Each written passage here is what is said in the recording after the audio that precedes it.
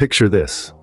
It's the early 1940s. World War II is in full swing, and the United States is experiencing an economic boom. Industries are working around the clock, producing everything from tanks and ships to airplanes and ammunition. Employment rates are high, with factories needing all hands on deck to meet the demands of the war effort. But with this boom comes a rise in prices. It seems as though everything is more expensive. The cost of living is skyrocketing, and families are feeling the crunch. This is inflation, an economic phenomenon where prices increase and the purchasing power of money decreases.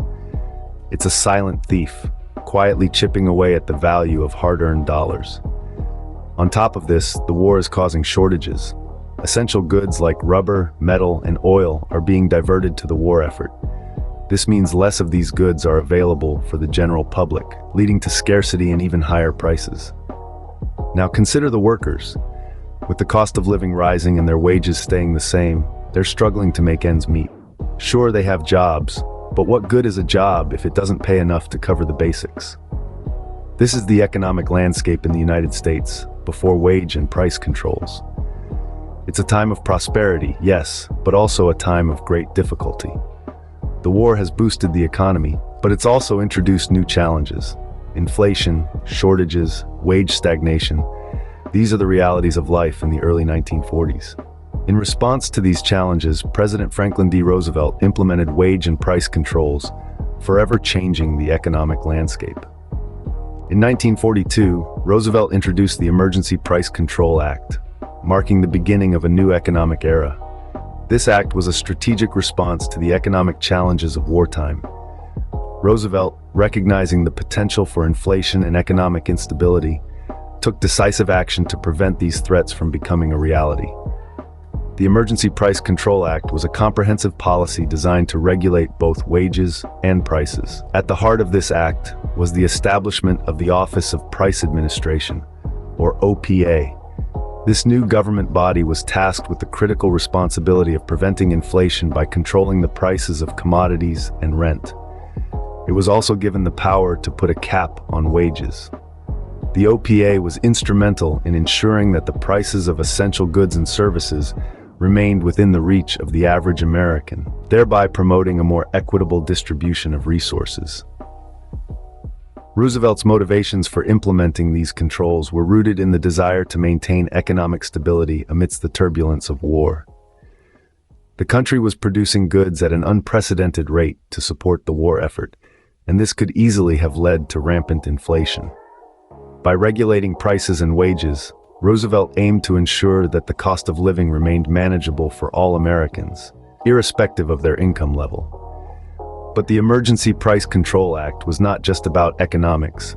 It also represented Roosevelt's commitment to social justice. By controlling prices and wages, he sought to prevent the rich from profiting excessively at the expense of the less fortunate.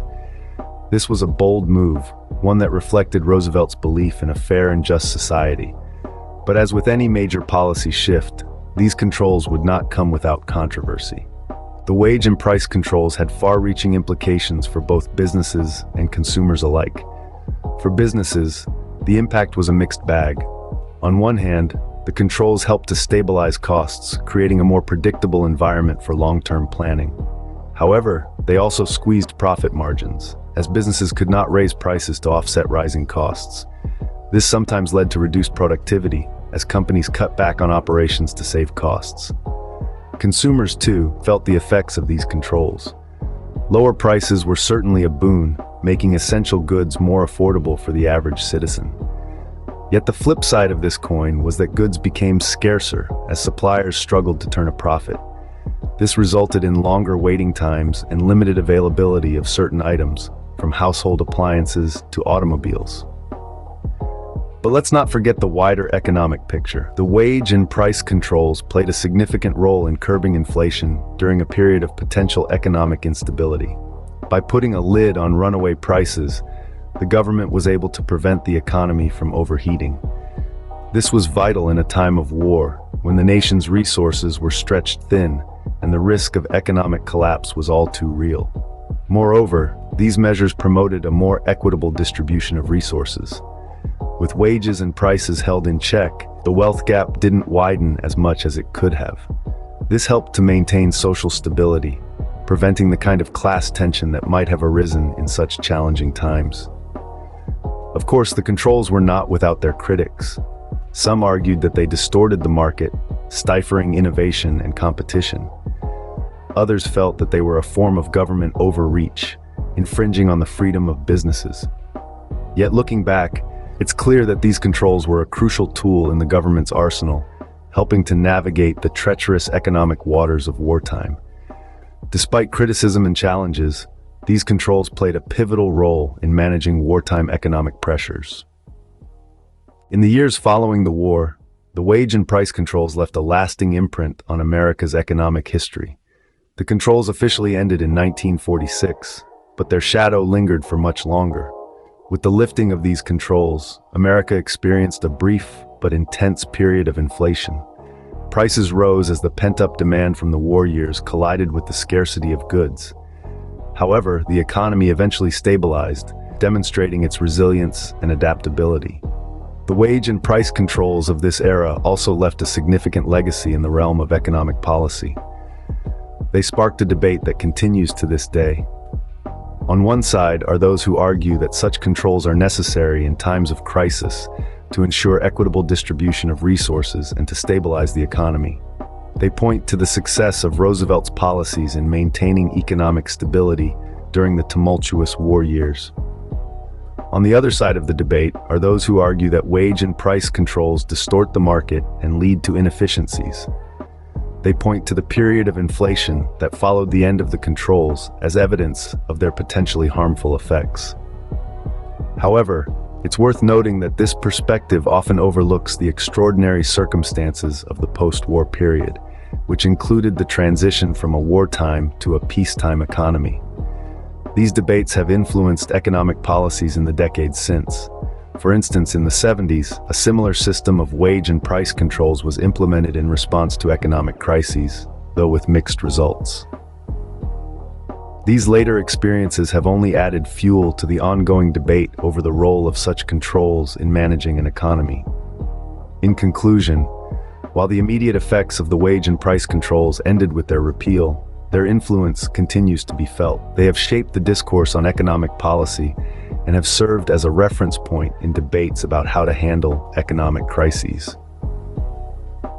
Roosevelt's wage and price controls remain a significant, if controversial, chapter in America's economic narrative. Roosevelt's wage and price controls were a bold response to the economic challenges of World War II. As we journey back through the corridors of history, we find ourselves standing at the precipice of a monumental economic shift, one that would redefine the American economic landscape.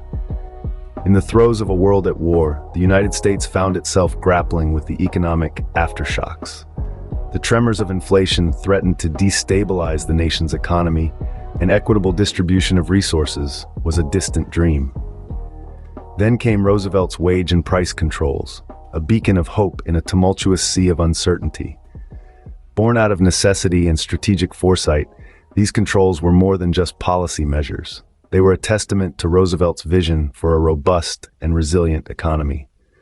The inception was marked by a blend of grit and determination, a will to steer the nation towards stability. The controls were a masterstroke, a strategic maneuver that aimed to curb inflation and promote equitable distribution of resources. As we delved deeper into the implementation phase, we saw the impact of these controls unfold in real time. Their imprint was etched across the American economy, influencing every sector, every industry. The controls were instrumental in managing inflation and ensuring the fair distribution of resources, thus fostering economic stability during a time of global upheaval. Yet, the legacy of these controls extends far beyond their immediate impact. They set a precedent, a benchmark for future economic policies. They demonstrated the power of policy in steering the economic course of a nation, a lesson that continues to resonate in the annals of American economic history.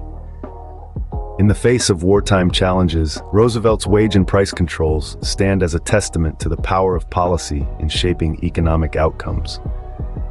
They were not just a response to an economic crisis, but a strategic blueprint for economic stability and resilience, A story of triumph against adversity, a tale of policy and power.